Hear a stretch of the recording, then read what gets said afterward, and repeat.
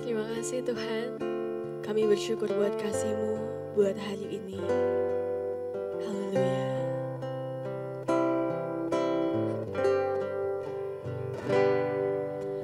Bapa, Engkau sungguh baik, kasih-Mu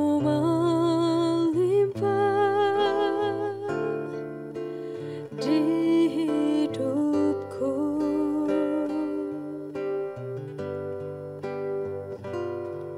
Bapa, ku berterima kasih berkat-Mu hari ini yang Kau sediakan bagiku. Ku naikkan syukurku buat hari yang Kau beri, tak habis-habisnya kasih dan rahmat-Mu. Selalu baru dan tak pernah terlambat pertolongan-Mu.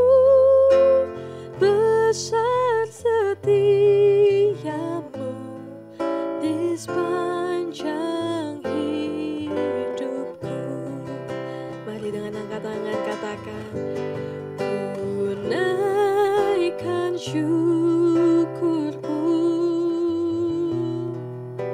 buat hari yang Kau beri, tak habis-habisnya kasih dan rahmat-Mu. Selalu baru dan tak pernah terlambat pertolongan-Mu. Besar setiamu di sepanjang hidupku. Besar setiamu,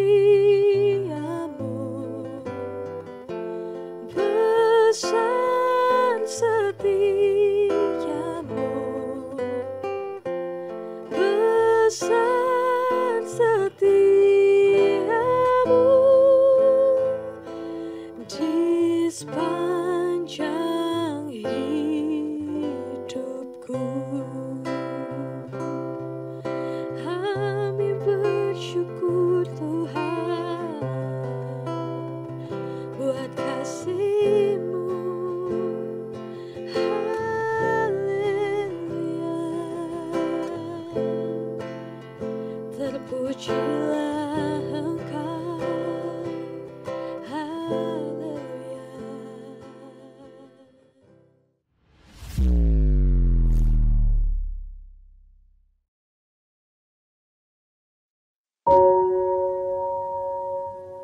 Shalom, kita bertemu lagi di dalam sermon hari ini.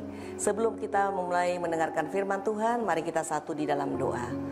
Bapa di surga, terima kasih buat kekuatan, kesehatan yang sudah Engkau berikan kepada kami hari ini. Dan kami dibekali oleh firman-Mu untuk membekali kami sepanjang hari ini. Kami boleh mengerti kebenaran firman Tuhan dan kami boleh melakukannya dalam kehidupan kami. Terima kasih Bapa, di dalam nama Tuhan Yesus kami berdoa. Amin. Firman Tuhan hari ini terambil di dalam Yakobus 1 ayat 2 sampai 4. Saya akan bacakan. Saudara-saudaraku, anggaplah sebagai suatu kebahagiaan apabila kamu jatuh ke dalam berbagai-bagai pencobaan.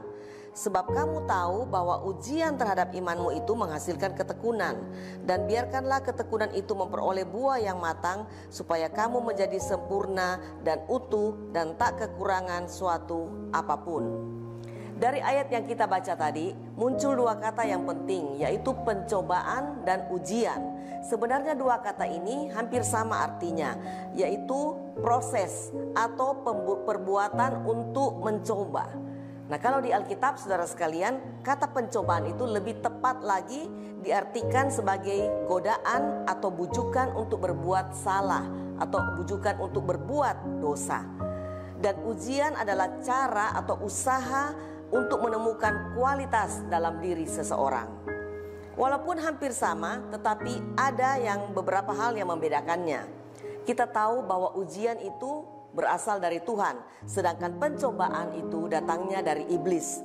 Sebab Tuhan tidak pernah mencobai siapapun, seperti tertulis di dalam Yakobus 1 ayat yang ke-13.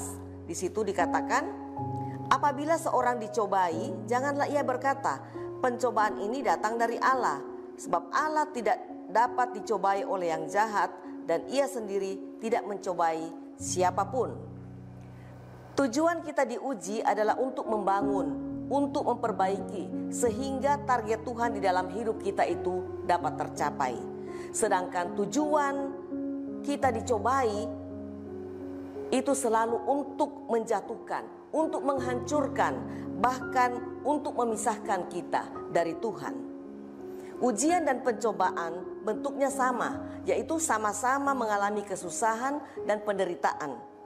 Tetapi mengapa Yakobus berkata, anggaplah sebagai suatu kebahagiaan apabila kamu jatuh ke dalam berbagai-bagai pencobaan. Jatuh di sini berarti mengalami ujian yang berat di dalam hidup. Dapatkah seseorang bisa bersuka cita atau bisa berbahagia kalau dia mengalami penderitaan, mengalami kesusahan, mengalami ujian yang berat di dalam hidupnya? Saudara sekalian, saya ingin menyampaikan satu ilustrasi ya. Ada seorang anak muda datang kepada bapaknya dan dia mengeluhkan betapa beratnya kehidupan yang dia jalani, sehingga dia merasa bahwa dia sudah hampir menyerah dan tidak bisa sanggup lagi untuk meneruskan kehidupannya. Kemudian bapaknya ini adalah seorang koki.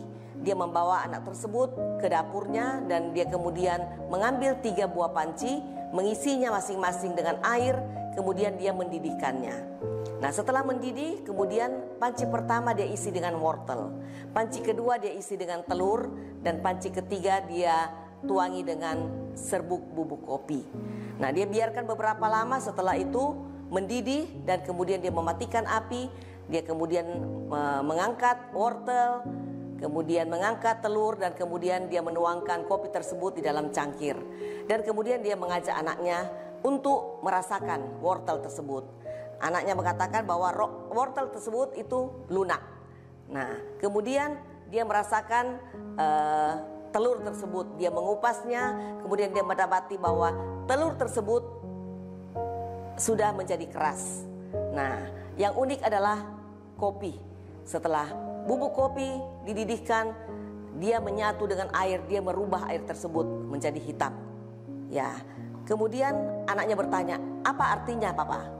Nah, kemudian bapaknya berkata, ketiga hal tadi mengalami sama-sama ujian, yaitu sama-sama mengalami satu masalah, yaitu direbus sama-sama ya, menghadapi sama-sama kesulitan, yaitu direbus. Tetapi masing-masing menunjukkan reaksi yang berbeda ya. Wortel sebelumnya direbus, dia adalah sesuatu yang keras, yang sukar untuk dipatahkan.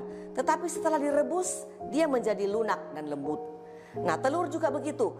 Sebelumnya dia mudah pecah ya, cangkangnya yang sangat tipis itu melindungi isinya yang berupa cairan. Tetapi setelah direbus, maka dia menjadi telur yang keras.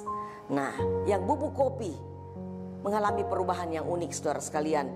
Setelah berada dalam rebusan air, maka bubuk kopi ini berubah. Nah, dia merubah air tersebut menjadi hitam, tetapi dia mengeluarkan aroma yang sedap, saudara sekalian ya.